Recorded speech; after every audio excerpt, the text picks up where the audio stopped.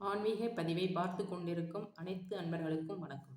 இன்றைய பதிவு மார்கழி மாதத்தில் நாம் செய்யக்கூடியவை மற்றும் செய்யக்கூடாதவை, மார்கழி மாதத்தின் சிறப்புகள் என்னென்னவென்று அனைத்து பதிவுகளையும் இந்த பதிவில் தெரிந்து கொள்ளலாம் வாங்க. மார்கழி மாதம் என்றாலே பொதுவாக எல்லாரும் நினைப்பார்கள், எந்த ஒரு நல்ல காரியமும் செய்ய முடியாது, அது ஒரு பீடை மாதம் என்பார்கள். அப்படி இல்லை. மார்கழி மாதம் தெய்வ வழிபாட்டிற்கு உரிய மாதம். இந்த மார்கழி மாதத்தில்தான் சிவபெருமானுக்குரிய விரத நாளான திருவாதிரையும், விஷ்ணு பகவானுக்குரிய வைகுண்ட ஏகாதேசி, இந்த இரண்டுமே சிறப்பிற்குரிய விரத நாள் இந்த மாதங்களில் வருகிறது. எனவே இம்மாதம் சிறப்பிற்குரிய மாதமாகும். அதாவது விஷ்ணு பகவானே சொல்லியிருக்கிறார், நான் மாதங்களில் மார்கழி என்று சொல்லியிருக்கிறார். என்றாலே மார்கழி மாதம் எவ்வளவு சிறப்பிற்குரிய மாதம் என்று பாருங்கள். இந்த மார்கழி மாதம் தெய்வ வழிபாட்டிற்குரிய மாதமும், இதில் மனிதர்கள் வாழ்வியல் சம்பந்தமான எந்த ஒரு செயலையும் செய்யக்கூடாது என்பதற்காகவே தாங்க இது ஒரு பீடை மாதம் அப்படின்னு நமக்கு சொல்லி வச்சிருக்காங்க. இதில் எந்த நல்ல காரியமும் செய்யக்கூடாது, இது ஒரு கெட்ட மாதம் அப்படின்லாம் நிறைய பேர் நினைச்சுக்கிட்டு இருப்பாங்க. ஆனால் மார்கழி மாதம் பீடை மாதம் அல்ல, வழிபாட்டிற்குரிய மாதமாகும். அப்படின்னா உங்களுக்கு புரிஞ்சிருக்கும்னு நம்புகிறேன். வழிபாட்டிற்குரிய மாதம் அப்படின்னு சொல்கிறீங்களே, அப்படின்னா மற்ற மாதங்கள்லாம் வழிபாட்டிற்குரிய மாதமோ இல்லையா அப்படின்னு என்று கேட்டால், இந்த மாதத்தில் கடவுளிடம் நம்ம எதை பிரார்த்தனை பண்ணி வேண்டினாலோ அந்த கடவுள் நம்ம இதை காது கொடுத்து கேட்டு நமக்கு அனுகிரகம் பண்ணுவார்.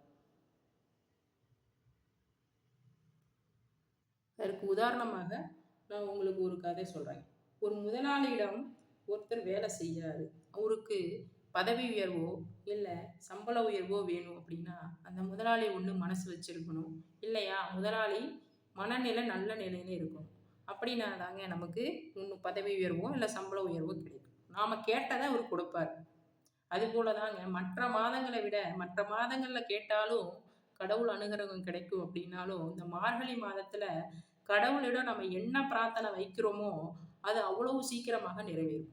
அவ்வளவு சிறப்பிற்குரிய மாதம் அப்படின்னு பார்த்தீங்கன்னா மார்கழி மாதம். ஏன் அப்படின்னா, இந்த மார்கழி மாதம் தேவர்களுக்கு விடியற்காலை. இந்த காலை பொழுது அப்படின்னாலே சொன்னா பார்த்தீங்கன்னா, இந்த காலை பொழுதுல மார்கழி மாதம் தானே காலை பொழுது அப்படின்னா ஒரு சிறப்பிற்குரிய மாதம். காலை பொழுது என்பது ஒரு புத்துணர்ச்சியான மனநிலையை நமக்கு கொடுக்கும், மகிழ்ச்சியான வாழ்வை கொடுக்கும். இந்த அதிகாலையில் எழுந்து பழக்கம் உள்ளவர்களுக்கு இந்த மாதத்தினுடைய சிறப்பை பற்றி நிறைய தெரியும். எழுந்து பழக்கம் இல்லாதவர்களுக்கு தெரிவதற்கு வாய்ப்பில்லை. இந்த மார்கழி மாதம் எவ்வளவு சிறப்பிற்குரியது என்பதை அதிகாலை எழுந்து பாருங்க, தெரிஞ்சுக்குவீங்க. இந்த மார்கழி மாதம் தேவர்களுக்கு கண்விழிக்கின்ற மாதம். நமக்கு எப்படி பிரம்ம முகூர்த்தமோ அதுபோல தேவர்களுக்கு பிரம்ம முகூர்த்தம் என்று சொல்லக்கூடியதே இந்த மார்கழி மாதம் தான். பிரம்ம முகூர்த்தம் அப்படின்னு சொல்லக்கூடியதே தேவர்களுக்கு இந்த மார்கழி மாதம் தான். அப்படிப்பட்ட இந்த மார்கழி மாதத்தில் என்ன பிரார்த்தனை வைத்து நம்ம கடவுளை வேணுனாலும் அது சீக்கிரமா நிறைவேறும் என்பது இந்த மார்கழி மாதத்தினுடைய சிறப்பு. அதனாலதான் அந்த காலத்துல பெரியவங்க சொல்லியிருக்காங்க, வழிபாட்டிற்குரிய மாதங்களா மார்கழி மாதத்தை நமக்கு சொல்லியிருக்காங்க.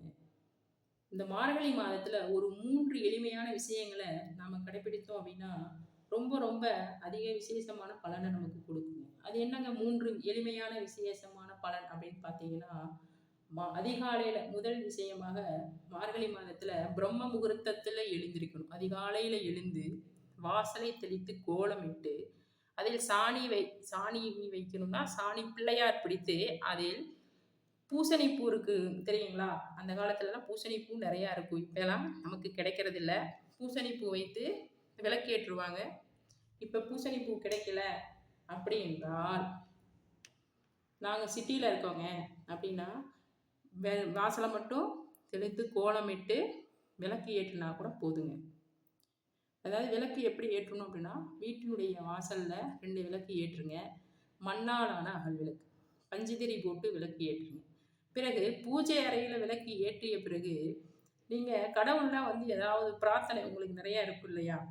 உதாரணமாக திருமணம் ஆகலை, பையனுக்கோ பொண்ணுக்கோ திருமணம் ஆகலை, குழந்தை பாக்கியம் வேணும், வீடு கட்டணும், இல்லை வீட்டில் நல்ல செல்வம் பெருகணும், வீட்டில் தேவைகள் நிறையா இருக்கிறதெல்லாம் நிறைவேறணும், கஷ்டம் விலகணும், நோயற்ற வாழ்வு வேணும், இந்த மாதிரி நிறைய பிரார்த்தனைகள்லாம் நமக்கு இருக்கும் இல்லையா? அந்த எந்த பிரார்த்தனையோ அதை கடவுளோட வைத்து பிரார்த்தனை பண்ணிட்டு நம்மளுடைய அன்றாட வேலையை நம்ம செய்யலாம்.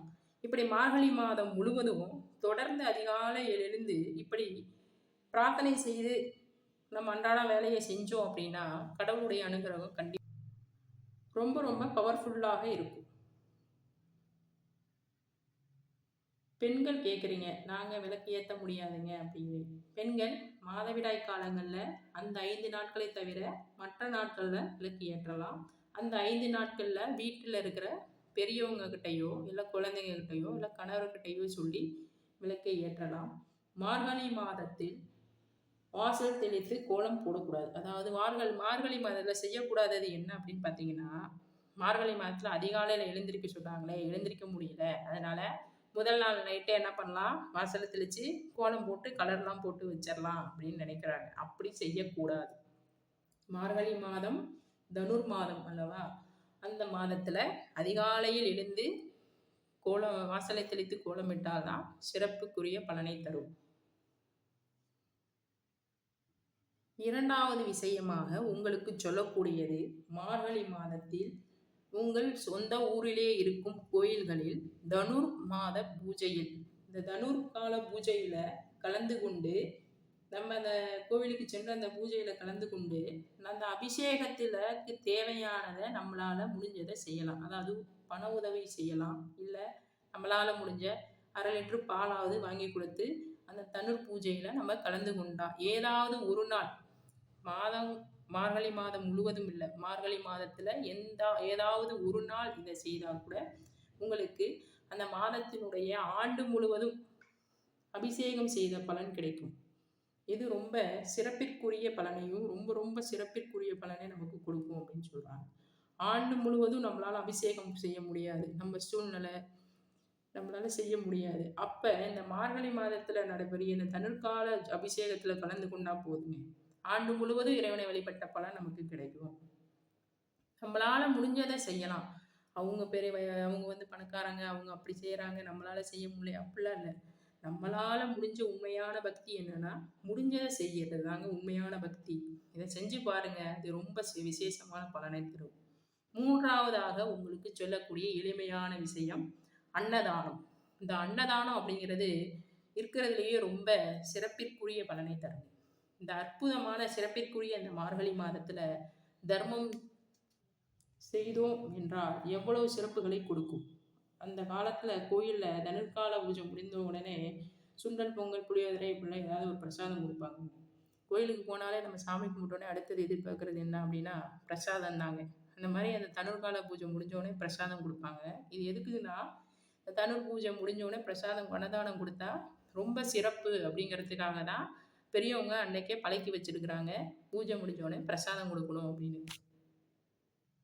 இந்த அன்னதானமும் மார்கழி மாதத்துல நமக்கு ஏதோ ஒரு நாள், எந்த நாள் சிறப்பாக உங்களுக்கு இருக்குதோ அந்த நாள்ல நீங்க அன்னதானம் செய்தால் சிறப்பான விஷயங்களை நமக்கு கொடுக்கும்.